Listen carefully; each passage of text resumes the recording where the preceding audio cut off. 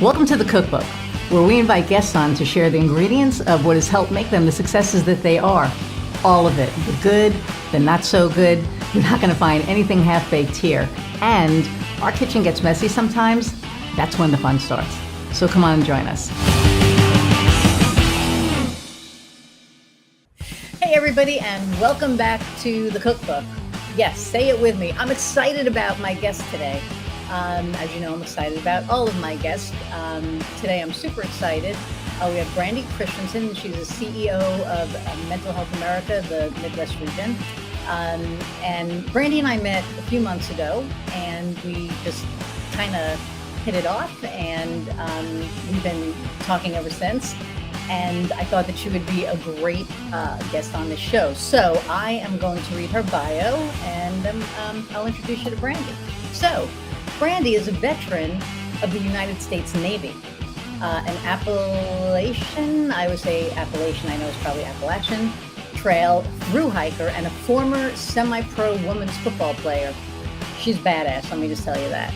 She studied anthropology at the University of Iowa and has spent her professional career advocating to improve the lives of those affected by mental health and substance use disorders. Brandi's own experiences have shaped her drive to confront the discrimination embedded in social stigma and the institutionalized policies that reinforce the uninformed beliefs that mental illness is different from other diseases. Brandi is a proud recipient of the Community Freedom Award for outstanding leadership and commitment to behavioral health from the Community Health Network and the Howard County Chamber of Commerce's Women of Excellence Breakthrough Professional Award in 2018. Brandi serves as the vice chairperson of the Indiana National Guard Relief Fund. She's a member of the Tippecanoe County Drug-Free Coalition and chairs the Tippecanoe Legislative Forum. So without further ado, let's meet Brandi. Hey there. How are you? I'm good. How are you? I'm good. I'm glad that you could join me today. I'm glad I could too. It means everything's going okay. There you go. There you go. So the first time I met you was at one of the Chamber's Rise and Shine events, and you were the featured speaker, and I was really blown away by what you do. So why don't you kind of touch a little bit on what you've done, kind of like what you said at the Chamber that day. I know. I knew you were going to want me to do that because I was like, that is an ungodly hour. I will just say that it was the last day of the month, and it was the last day of the month of May, or the last Friday of the month of May, which is a super busy 14-hour days all throughout the month, because that's the time when people say, oh, it's Mental Health Awareness Month. Let's see if Mental Health America wants to talk to us and about mental health. And of course, we always say yes, because we have to capitalize on our opportunities to talk about the very thing that really is affecting 1 in 4 of our, and probably post-pandemic, they're saying it's probably more like 1 in 3 of our families in nationwide. But, I can only really speak to right here in the heartland where we serve across 11 counties. And so, yeah, we spend a great deal of effort on our pillars. We work on educating the public for some early intervention and prevention efforts for suicide prevention, and just mental health, just opening up the topics to talk about it. And then we provide case management, and we it's through a navigator case management program where we connect individuals and families to services, because if you are attempting to get some mental health resources or sign up for some clinical services, it's really, really hard out there right now. Just like everywhere else, it's super scarce. The resources are scarce, critical labor shortage for clinical providers. And so we do that. We sit down with them. We basically grab a machete and cut through all that red tape and do all the hard work of finding a provider that matches with insurance and hits all the needs that people are looking for. I call them case managers meet telemarketers. It's a unique skill set, and they work their tails off. So I always want to give them a shout out. Cool. And you guys just became like one of the, is it 811 or what is 988 988? I was going to say that. crisis I wasn't centers in sure. the state Hmm. of Indiana, and so that's that crisis intervention. And we do have a call center. We've been operating the National Suicide Prevention Lifeline since I believe 2014. And then we have peer services for people who are just wanting to enter in recovery or need an extra leg on their stool to help prop them up while they get engaged in recovery, and support groups, screenings. We run the gamut. We just try to to fill in the gaps that the clinics and the providers and the other agencies around town just can't do. Nobody can do it all. So we've been doing it since 1950. And I anticipate we'll still be doing it 50 years from now. So And yeah. that's that. I mean, it's so important, and especially nowadays, um, there's such a focus on mental health. Yes, the pandemic, I think, brought up a lot of mental health issues that people had, and uh, the fact that there are organizations such as Mental Health America locally here, I think, is huge, right? And speaking outside of the Cookbook podcast, and as the president of Unmasking Lafayette, this year we have Six Alarm Peer Support, and hoping that next year we'll be able to do, for the next 2 years, Mental Health America, and get you out there and raise money and awareness for you guys locally, because it's so important. I don't think that uh, I don't know, when the focus on mental health really got zeroed in on. But I think it's so important now that it has, because there are so many people out there with mental health issues that need help that wasn't available before because the spotlight wasn't on it. Well, in typical, fashion, the spotlight wasn't put on it until it was its own pandemic. So it's not as though we didn't understand that the problems were there. It's not as though our jails and prisons weren't overrun by people who had, undiagnosed mental health conditions. It just permeated to every single uh, household. And I think that the pandemic lended the authority of people to be able to, surpass that stigma and just say, you know what, I'm anxious, I'm afraid, um, I'm depressed, I'm isolated, and we okayed it to talk about it. And then it was like, oh, and by the way, there's an absolute tidal wave coming right at us. We've been shouting from the rooftops for a very long time, and nobody has listened. And now our legislators are forced to listen, because what's happened is it's seeped into the very fabric of the industries that uphold capitalism, and we are a capitalistic society. So now that our supply chain is threatened by labor shortages that are, absolutely impacted by mental health and addiction. I mean, look, we lost 1 million laborers in the past 10 years in the opioid epidemic. I'm Wow. talking working aged individuals. And Wow. then we Yes. lost, however many more during COVID. And yes, a lot of those impacted were older, but not all of them. And then, we just have, we're seeing a generation that isn't buying the same types of traditions and institutions that our parents and our grandparents believed in, because they Right. saw the reality of it. The Right. loyalty was completely one-sided. So Oh, it's funny because my wife has been with the same company for 17 years, and you don't see that anymore. that's rare. It's really rare. And at the beginning of COVID, we talk about mental health. I always considered myself pretty, for those who know me, I'll say sane, and they'll be like, yeah, whatever. But pretty stable. Um, and it affected me in a really hard way. And uh, it, my biggest fear was that my wife or myself would die in the hospital alone.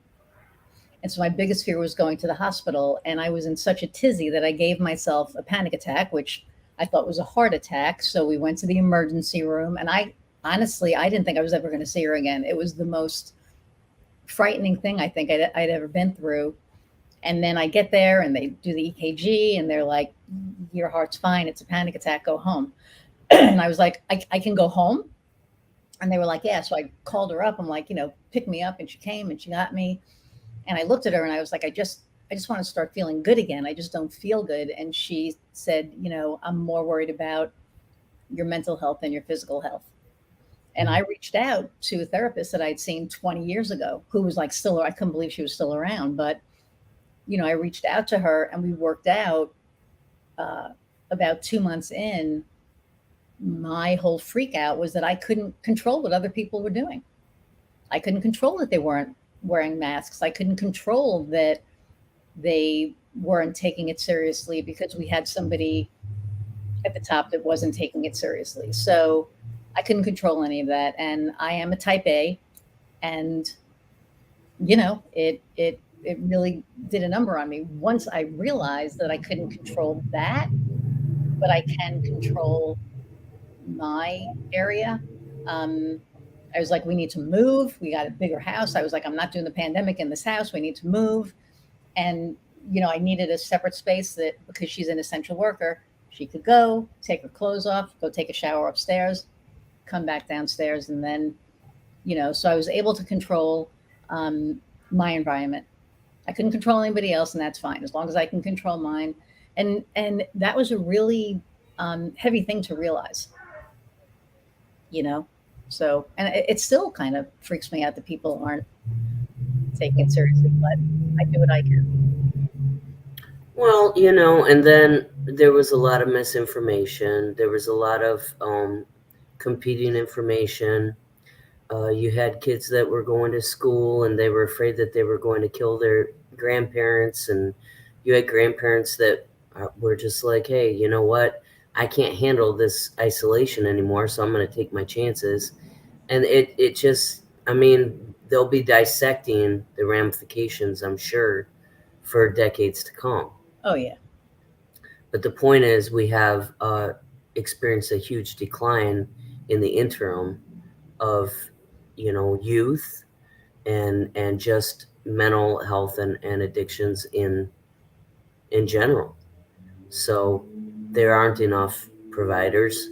The government is investing in these call centers and changing the way that we're going to respond. So hopefully, there will be some good beneficial things that come from it. But it's you still have a lot of people that say, well, it's not mental health, it's not this, it's not that, but they have multiple generations of trauma, and they're still inflicting it. Right. So, and people, I don't think, looked at trauma for what it was. They were just like, you had a hard childhood. And they kind of like blew it off. But that was traumatic shit that they went through, right? And it was trauma. And it does, lead into adulthood. And I think that, I've seen so many people that their lives are affected by what happened as a child. And they try to blow it off. But I think at the end of the day, you really can't, because that's part of who we are, right? I mean, that's what made us strong, or what made some people just give up, sadly. Well, and if you don't do your healing, then you're just going to pass it on to the next generation. Right. You're going to pass it on to your coworkers. You're going to pass it on to your teachers, to your loved ones, and likely you won't even be conscious of it. But you'll just know that deep down, you're not living an authentic life, and it will erode the way that you experience life. So, um, I speak from personal experience, of course, Mhm. but it's not. I'm not the only one that has this record in my repertoire. So, I guess that's the most important reason why I'm here, is because I feel obligated to light the path for others who may be coming after me. And a lot of it is, just people that are internally working here, because you can do a lot of harm if you don't do your healing while you're trying to help other people. Oh, 100%. 100%. Yeah. And I mean, I don't know if it's the same boat as you, but I definitely had a traumatic childhood. And, um, I think we're all works in progress, right? I think that we're healing each day. I think at my age, which we'll kind of leave out, but when you get to my age, um, you know, you you've lived like so many lives and you've gone through the trauma. And you know I look back. I had a conversation with somebody who enlightened me on that made my whole life make sense. And it was that my 7-year old self was traumatized, and she dealt with trauma a certain way. And that's how I dealt with conflict my whole life. Um, and when that was brought to my attention and I looked back, it was like, holy shit, my whole life made sense. Hmm. The choices that I made, decisions that I made, people I was with, um, everything just kind of made sense. I'm still healing from that, from knowing that. It's just like, oh crap. So now, now when I make a decision, I make it from a place that's not that. I can make it from a healthier place. The 7-year old used to run away all the time, Hmm. right? The 62-year-old doesn't. So I think I run towards it now so that I can get through it and get to the other side of it. So that was my lesson. And I don't think anybody gets to say that they haven't experienced trauma now. That's the one thing that the pandemic did, is it legitimized that. You didn't Correct. have to be, say, someone that experienced a certain type of event to qualify for this trauma lens, right? Right. So that's the thing that we need to keep in mind, is all those 7-year-olds that were out there experiencing this collective trauma that will inform, likely, uh, into their geriatric years. I remember when I was a nurse's aide, I was 17, and I had graduated early, not like because I was smart, but because I just happened to fall into one of those weird time periods. My birthday's in early November, and But you're still smart. I just want to throw that out there. But go ahead. well, I'm not conventionally smart. I'm not gonna it wasn't like I was some kind of genius kid, and they're like, "Hey, skip up a year." Gotcha. They were like, "Well, you kind of fall into this weird time, and we can try it, and if anything, we can always just hold you back." And so I don't even remember why I was saying that, but We were talking about how I guess trauma, how you take trauma into what you do, and how how uh, shoot, now I'm going to forget. But I think it was basically about, you were talking about being a nurse, probably about how the trauma affected you, maybe when you were a yeah, nurse's. I just remember it felt a little bit different, you know.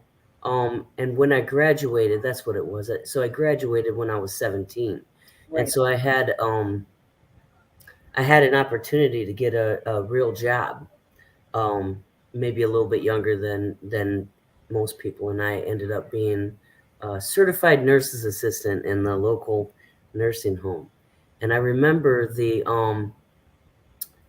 World War II it might have been World War I, but World War II folks that were, stuffing food in their mattresses. They had this collective memory of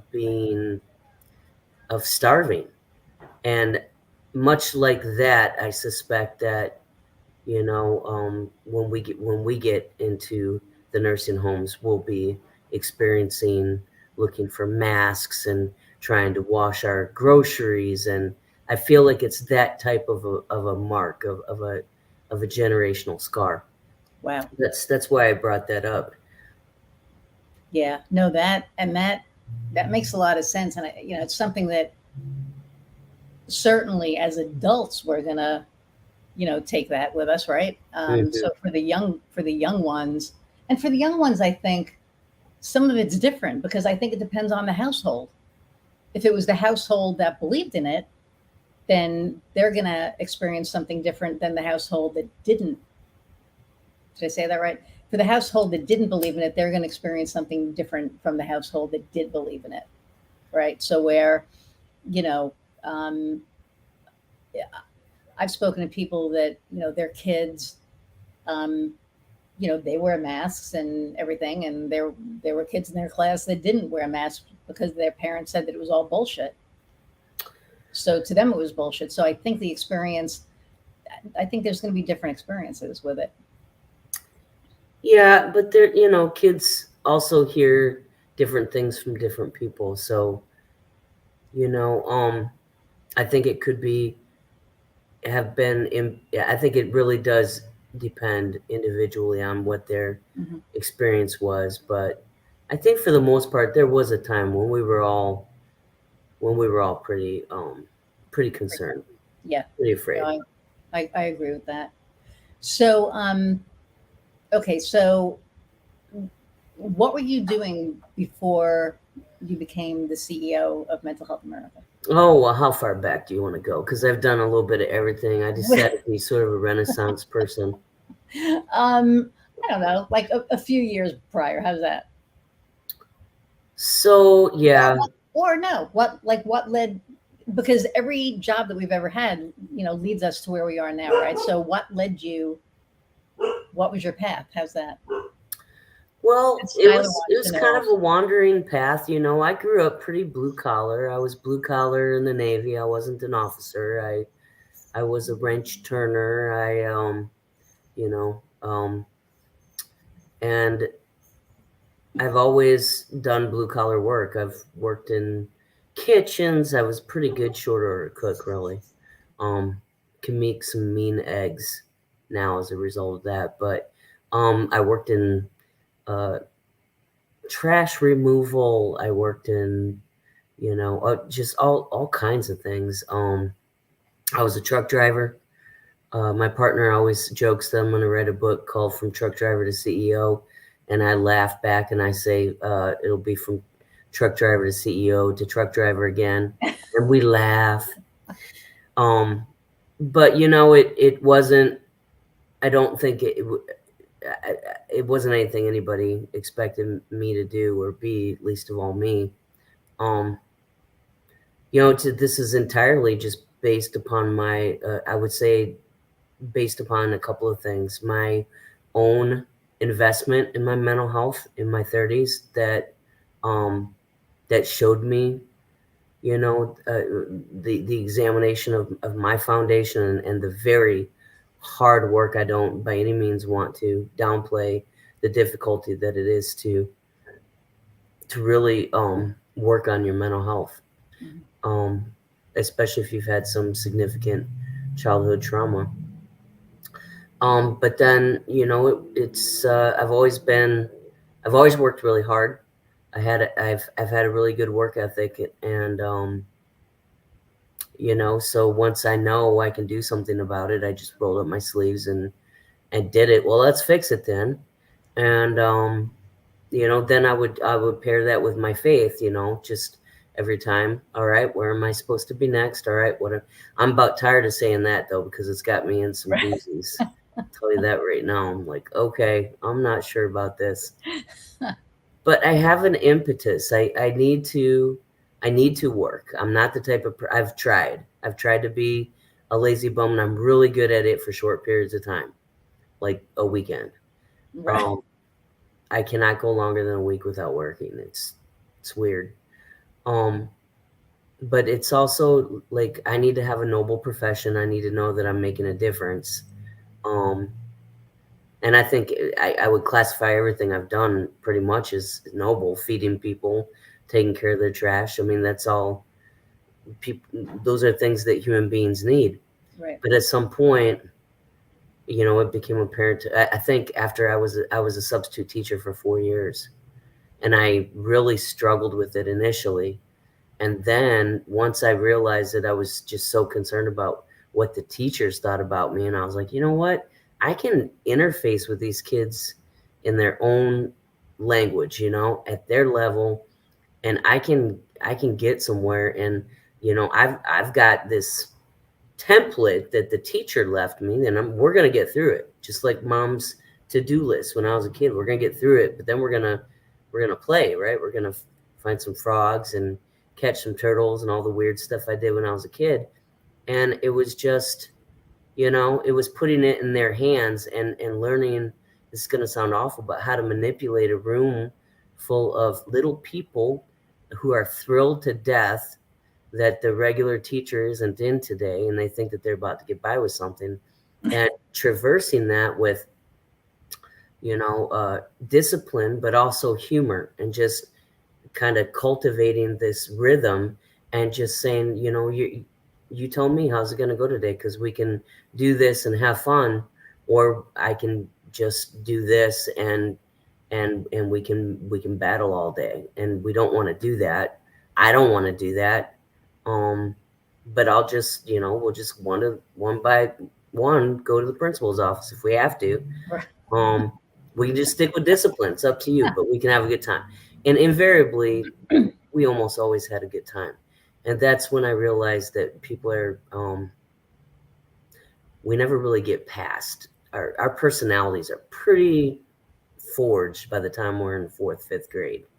And I learned that I could drop some little alternative ideas, for example, um, that may cause them to reflect on what they believe to be concrete truths, because we're all culturally programmed. Right. And half of therapy to me was examining my cultural programming brick by brick and being like, well, I was told that my whole life, but when I use my own observations and my own senses, that's really not true at all. And then, okay, I can put that down. And so I would just, I remember one time a little boy called another boy a girl, and I just whipped around, and I was just like, don't you compliment him like that. And all the boys were like, what? And all the girls just beaming, like, that's a compliment.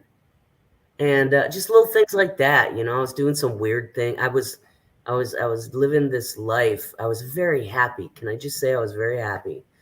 And I was living this life where I was examining, what does it mean to kind of fend for yourself in an urban setting? How can I grow 30 to 40% of my own food? How can I create some passive solar? Just weird little things to just define what empowerment meant for me. Independence, because I value independence and I value free will so much so that um, I missed an opportunity to attempt an intervention with my sister, because of it, because of my absolute honor of free will. And I didn't understand. I wasn't equipped. I hadn't gone to the trainings. I didn't understand even how to begin a conversation like that at that point. And so, yeah, I went and hiked the Appalachian Trail in 2012. I came back. I had left myself a letter saying, whatever you do, you're having a really good day, and still, please don't ever come back and be a substitute teacher again. And of course I did it anyway, because it was easy. I tried other things. I really did. But it called me back. I really like working with kids and challenging them, and watching them discover critical thinking and things like that. Um, that was really long-winded, but so after that I played football for a year. I have these challenges, right? I'm due for a physical challenge because I'm really getting out of shape. But this last challenge was a professional challenge beyond any. So I started working at Bonavista Vista with adults with intellectual disabilities. Absolutely loved it. Same thing. It was all about, hey, why aren't we challenging these people? Why aren't we exploring empowerment? Like, it's written on our wall, but the system just keeps us with low expectations, um and it just wasn't. I don't know. They won my heart over working there, but I challenged them. It's like, you can do better than this. What do you want a job? What do you really want to do? Things like that. And I realized how hard the bureaucracy really holds people down. Mm. The Oh yeah, program and all of that. yeah. And so, I took a summer off because it kind of got a little toxic over there, and I came back and uh, I tried to not work. It was my turn. I was married at the time, and that was our agreement: was one would not work and the other one would. And well, I'm not very good, it turns out, at just making fences out of scratch and just motivating myself to do things and canning and stuff. So I just put it out there. You know, where do you want me next? I ended Right. up at Mental Health America in Howard County, and within a few years, I lost my sister, who was my best friend. I lost my Sorry. dog. I lost my marriage, and I was asked to apply for this position over here, and I did, and it seemed like everything was going to be just dandy, and I was just moving up in the world, and that's how I got here, right Wow. before the pandemic. Good timing too. Well, that's a great story. Um, wow, and I'm very sorry about your sister and your dog and well and It your was a, marriage. it was a rough run. Yeah, it seemed like just a whole. It comes in threes, right? It sucks. Um, so so how is this position? And I probably know some of this already, but how is this position different than any others that you've had? Like how, um, what skills have you had to utilize in this position that you maybe didn't, or if you have that you're utilizing them differently in this position? Well, first off, I'll just say that there's an incredible yoke of responsibility that um, is placed upon your shoulders. You allow it, you stand there. It's not like you didn't ask for it. Um, it's coming. Yeah. But how it plays out in terms of, especially going through a pandemic and knowing that your employees are struggling with their own mental health and their families are struggling, and all of these volunteers are giving of themselves, but that they're all going through the same thing, and you have people in your supportive housing, and you're always thinking about, is everyone okay? Is everyone else okay? Is the budget okay? Did I submit that grant in time? Are we in compliance with everything? If they did an audit right now, are we good? And so you have to keep everything audit ready 24/7, and it takes an enormous toll on your physical health. It makes you age very quickly. It's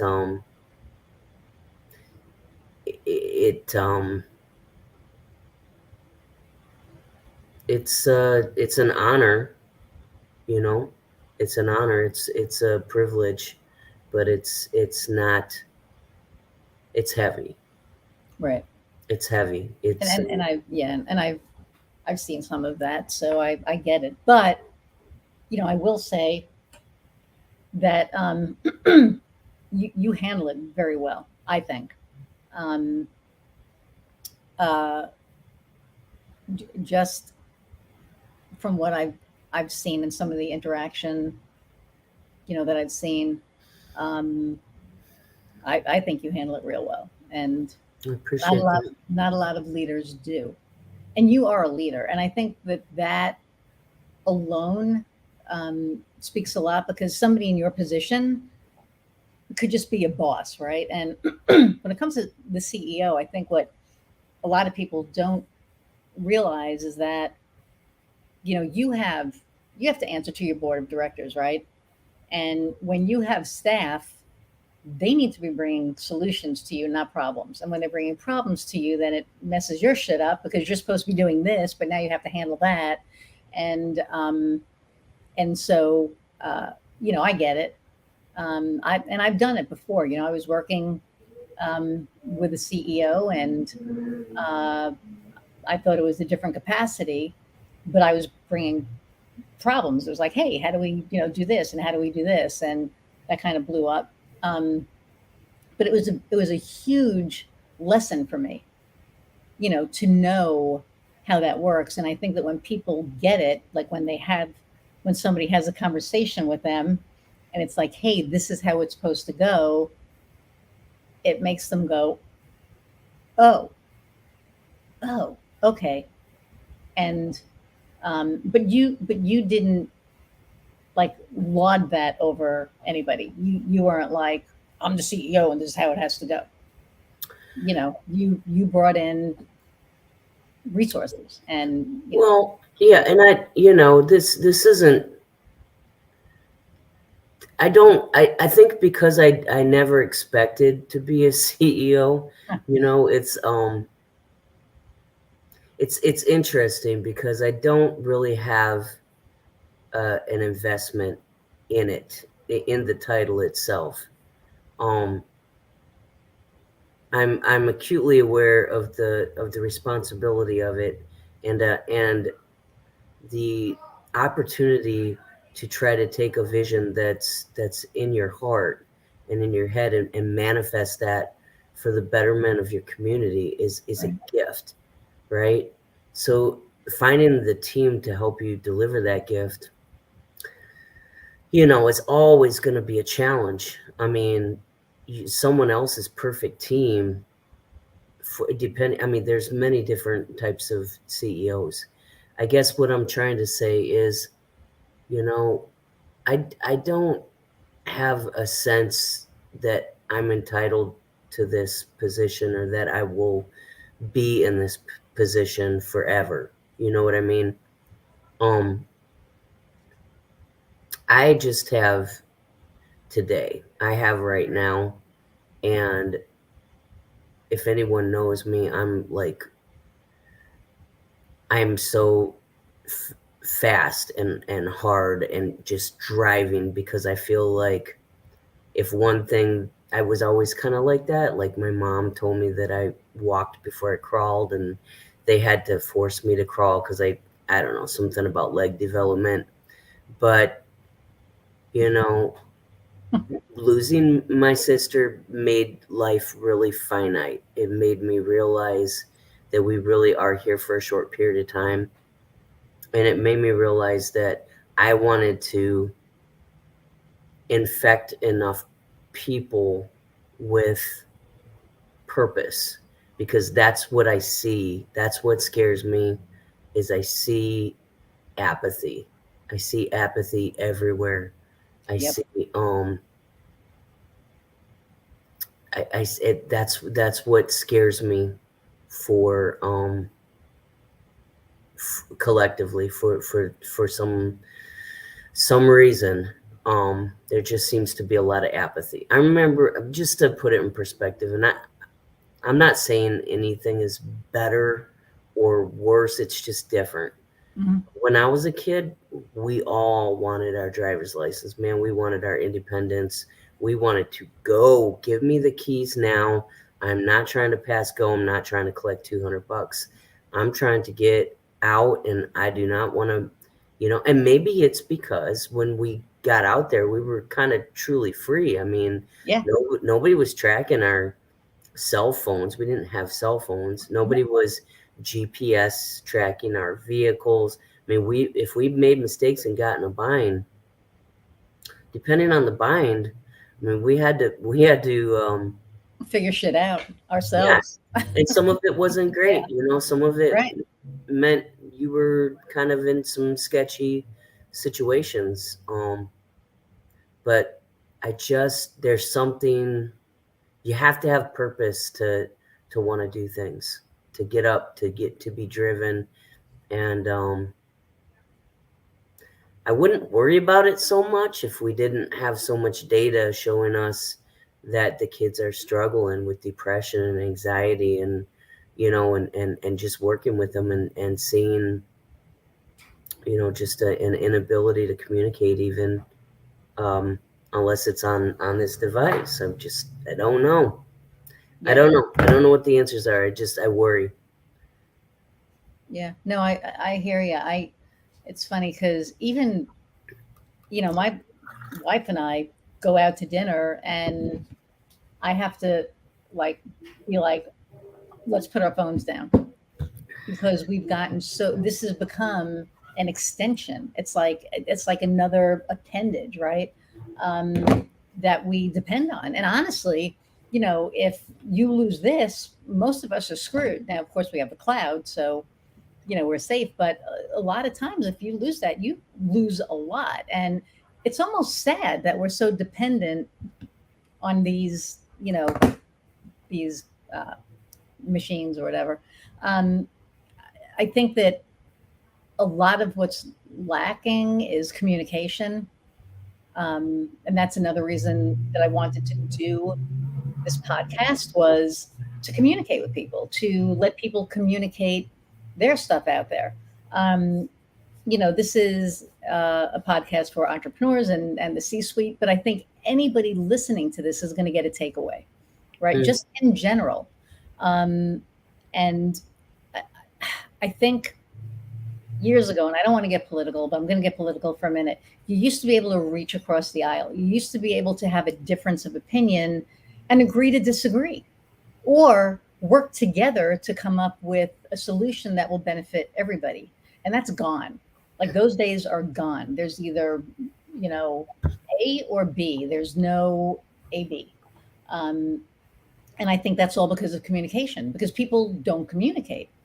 And I think it's sad. I look at the generations, like you said, all they're doing, they're in the room. They're in the room hanging out, and this is how they're talking. It's like on their phone. They're not even having a conversation. They're literally texting, like, "Hey, so what are we doing here? What are we doing here?" And it's like, put the yeah. screw it. Put the fucking phone down and have a conversation. Talk. Look at each other. Make eye contact. Build a relationship. You're not going to build a relationship on on an electronic device. At least I don't think not a meaningful one. So, um, I think there's a time and a place, and I think that there's a use for it. Obviously, we need to communicate on that device, but um, I find it ironic that the device that we use to communicate has also helped us not communicate. So it's just kind of this weird dichotomy, right? It's like, Hmm. um, so, but, so, for somebody who's in your role, who hasn't been in it before, what kind of advice do you have on how to navigate the role of a CEO? Let's say somebody is either thinking of going for it or they've just been promoted and they have no idea, what it entails or what they need to do. I would say, if there's a quote, I forget who. It's one of I've kept it up on my wall when I was just cleaning it today, and I took it down. But it's so hopefully you can provide the actual source at some point. I will But it Google it. says, if other people's approval is important to you, then leadership is not for you. Um, People approval. You Interesting. you are when you are in charge of the mothership, um, you are a target for people who, um, for whatever reason, want to challenge you or aren't happy or are insecure or whatever it is. You must not go into this thinking that you can do this job and be everyone's friend. I think that's more true for females than it is for males. Um, Oh, oh yeah, it is. I've yeah, watched, um, I've observed, and that's not to rip on them. That's just to say, for whatever reason, um, women are challenged more. Um, mhm, so understand that imposter syndrome is just part of it. But there will be other people that will want you to believe in that syndrome as well. Um, so I would just say to understand you're not going to please everybody with your decisions. And one of the things that it's taken me a long time to make peace with, I think, is that even if you want to be the type of CEO that um, is a people's champion, go ahead and take their advice. But you have to make the decision because believe me when I tell you that if things don't go right, all those people that were there trying to push you in that one direction, they're not going to be there standing with you when you have to answer for it. yeah, So I think that's the biggest thing is, and even if you get knocked down by people, even if you get rolled over, do not dismiss your instincts. Uh, you got there. You were asked to sit at that table. You didn't hold anybody at gunpoint to get there. Um, you earned it, and just be prepared because it's not a pretty seat. It's not a fun seat. It's really not. It's not a yeah. fun seat. Wow. And it's funny because that kind of, rolls into entrepreneurship. When we speak to entrepreneurs, we tell everybody that, it's not always fun. And it is a hard place to be at, especially, for entrepreneurs, it's a little different because they're worried about where their next check is coming from and, all that. Um, for I think where you are, it's not pretty because of, everything falls on you at the end of the day, right? The buck stops with you. So whether you're, director of marketing or whoever, something gets messed up, you have to answer to the board. So it's on you. You have a group of people that are on your team that are under you. I mean, it is what it is. You're at the top, and they're all, part of your team that makes up your organization.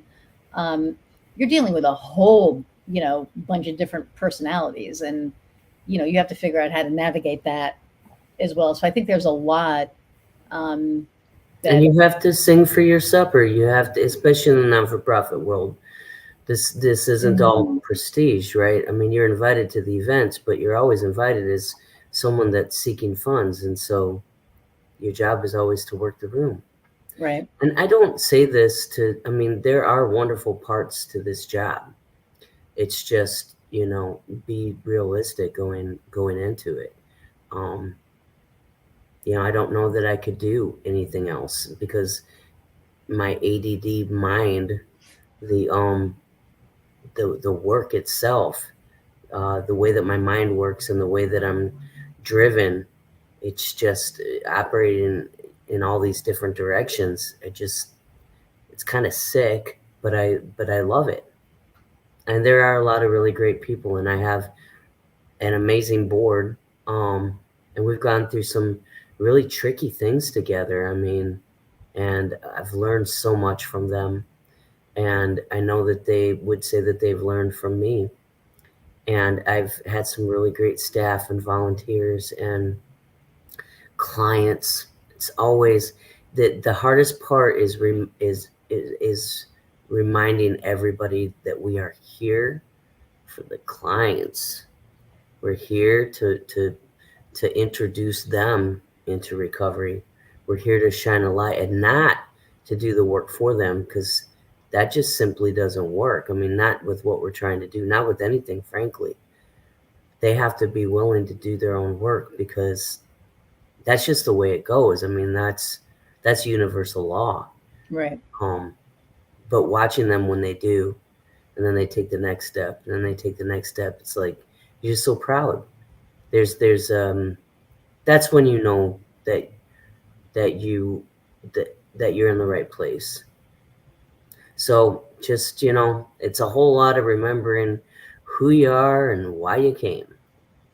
And then what advice would you have for us? So what challenges have you gone through that you have made it to the other end? So for a seasoned CEO who's listening to this, maybe they're going through a struggle that you've been through and you have been able to overcome, or something that you're going through now that they may be going through. Yeah, I would say stand by, because I wouldn't even call myself seasoned. I've been doing this for 5 years, but the one thing I'm going through right now is acknowledgement that that I need to practice some significant self-care. That compassion fatigue is real, and that the reality is, if you want to operate at your optimal levels, you have to go back to the things that got you there. For me, it's that. And so giving yourself permission, trusting your staff to stand in, even if you've been incredibly burned before, trusting your board of directors, whoever you can trust, to give you that separation. I'm finally going to take a sustained, I think, 4 or 5 days off in a row, and I know I need that. But also giving yourself permission to go back to the things that make you feel like you again. And I'm talking to myself right now. I'm not Right. trying to tell anybody else what to do. I'm just telling you, I'm having some really significant conversations with myself around self-care, burnout. I tend to overdo things. I'm such a all or nothing person, but I'm involved in 3 executive coaching cohorts right now. I'm constantly trying to self-improve, and then I think sometimes that's the wrong kind of self-care, is what I'm starting to believe. So stand by, and let me tell you something. I'm very open to anybody else's suggestions for me as well. I'm just So there you go. hoping I can get out on the river and just absorb some of that good northern water in my skin and my organs, and feel See, I young just, again. I just did that from on the East Coast, and that's all salt. Um, and there is nothing for me that is more revitalizing than walking on the beach. Just the salt air, um, and it was funny because I was there, but it was so freaking windy, um, or it was so hot Mm, that I got a little bit in. And then the one day that we actually got to uh, go to the beach, um, we were standing at the water, and I'm kind of walking in, and all of a sudden the sky got dark and the lifeguards are like, everybody out, there's thunder and lightning. And I'm like, son of a bitch. So we had to we had to go back to the car, and I didn't get my full beach time in, but I got to go out on a boat, and so I got some. But I completely get the whole self-care thing, because I think that we all get to that point. I mean, burnout is real. Burnout is real. And if you don't take care of yourself, then you can't take care of others. And I think that the fact that you've recognized that in yourself is a big deal, because some people don't realize it until they've they've gone past that mark. Most You know? people, yeah. Yeah. So the fact that you did, I think that's great advice. So I'm just gonna give it as credit for that 5 years of intensive therapy I participated in. yeah, but it doesn't matter Yeah.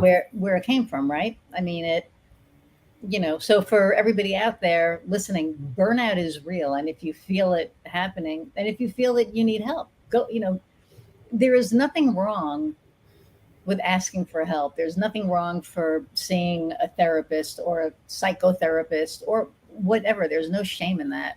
Mm-mm. Man, I've been in therapy my whole freaking life, until 20 years ago, and then back in again, for a year and a half during COVID. Um, I didn't Chris, realize I needed it, but when my wife was like, "I'm worried about your mental health," I was like, "Huh, okay." And then and thank God that I have a wife that, you know, isn't afraid to say, "Hey, you're losing your shit. It's time to do something. You got to do something about it." mhm. Maybe not in those exact words, but you know what I mean? So I think that's really important. And having a support system. I know you have a great support system. So, I have a good afar support system. I have I personally think it takes a lot of courage to ask for help. So when I hear people say it's a weakness, that confronts me in a certain kind of way. But I have there's a core group of people that I served with in La Maddalena, Italy. Um, and I'm actually getting together with some of them here in a couple of weeks nice. in Denver. I'm going out for a regional policy conference. And we get together now. I don't know. It's like almost 3 times a year. It's kind of getting a little ridiculous.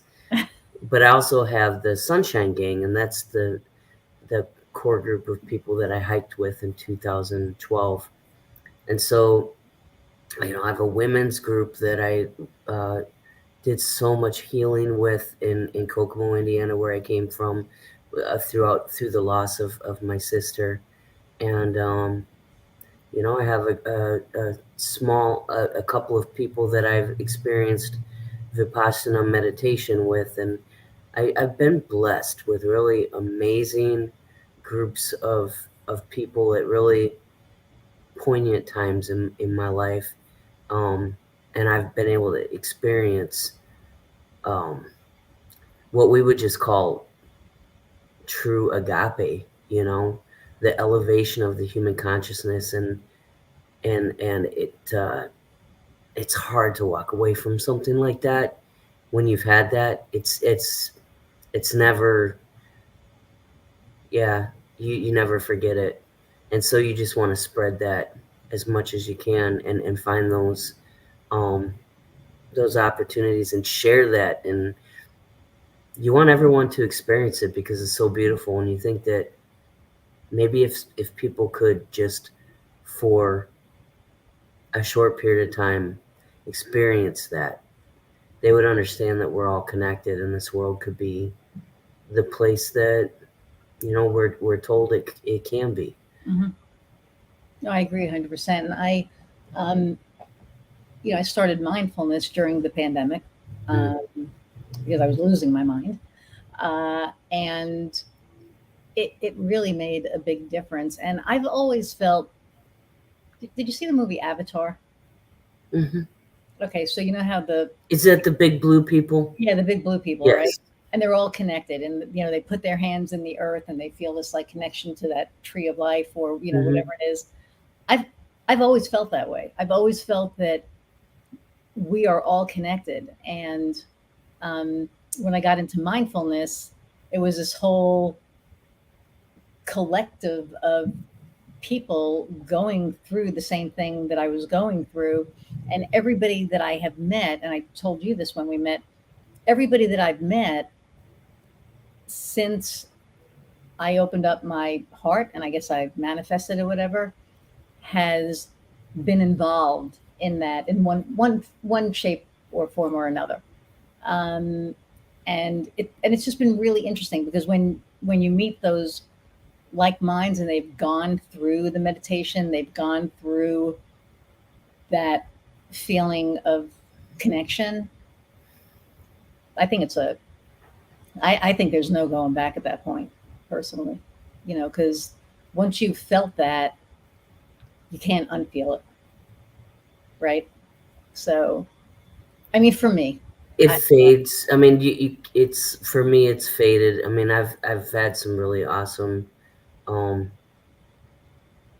vibrational moments in certain groups. It's unsustainable in this outward world.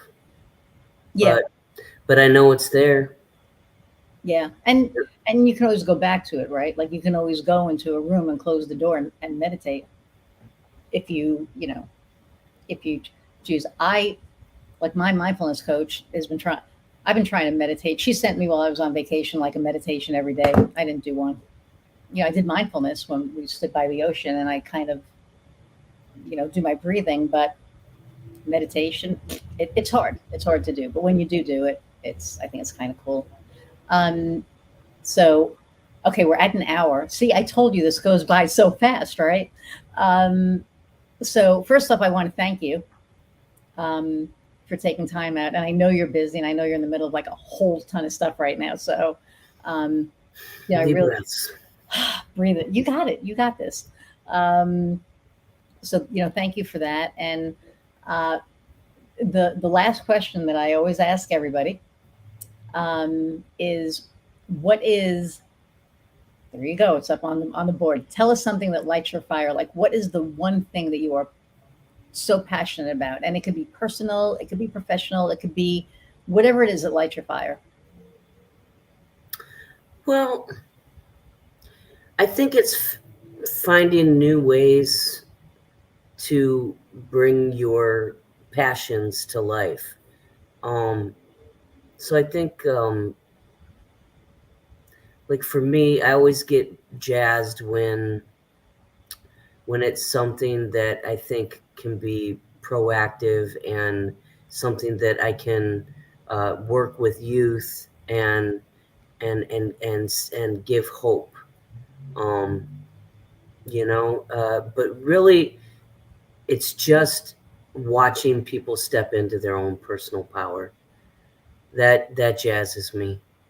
Um, Watching them become aware of the complexity of their own being and understanding that it doesn't have to be this way, that there's a whole universe that they can traverse um,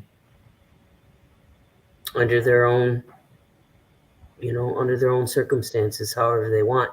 And I think that we're kind of starting to see that with young people, which kind of sucks, is affecting the labor shortage, because they're seeing that they can have different ways of earning livings and things like that. But just watching people transcend what they think is their reality, I think that really jazzes me. Cool. And drums. I know drums jazz you too, Yeah, right? yeah. I used to be pretty big into music. So cool. Well, I think that's really awesome. And I think that, as far as the youth thing, a lot of the young people that I'm meeting want to be entrepreneurs. They don't want to work for other people. And I think you're right. That's where the labor shortage is coming in, because people are, they've seen their parents treated like crap by the companies, or, whatever. And they're like, I don't want to. But I would tell them, you still got to learn the fundamentals, man. You still got to put in some sweat equity and learn some things, and then go on, because otherwise 100%. there's a whole in between stage. That's right. And it's not, you can't be lazy and do it. You got to go out there, do the work, and then, figure it out. So, yeah.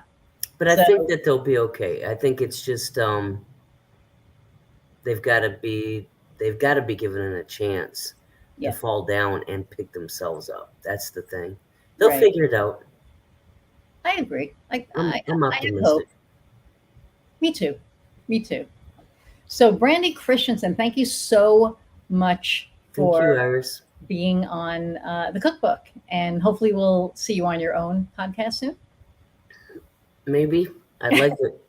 Well, we will Thanks, figure Cyrus. it out. You're welcome. Thank you. Appreciate And you and oh, Patrick. I appreciate you always. I heart you. So, and everybody who's been listening or watching, and I always say, if you've been sitting here watching this for an hour, good on you, because it's kind of hard. But if you've been listening to this, thank you. Really appreciate the folks out there. I've been getting emails. I appreciate the emails. Leave comments, like, share, subscribe, download, do all the things. And again, just appreciate everybody who's been listening, and I appreciate all of your comments. And all of those comments help make this better and help make me better. So thank you, and go out and find what lights your fire. Till next time, guys.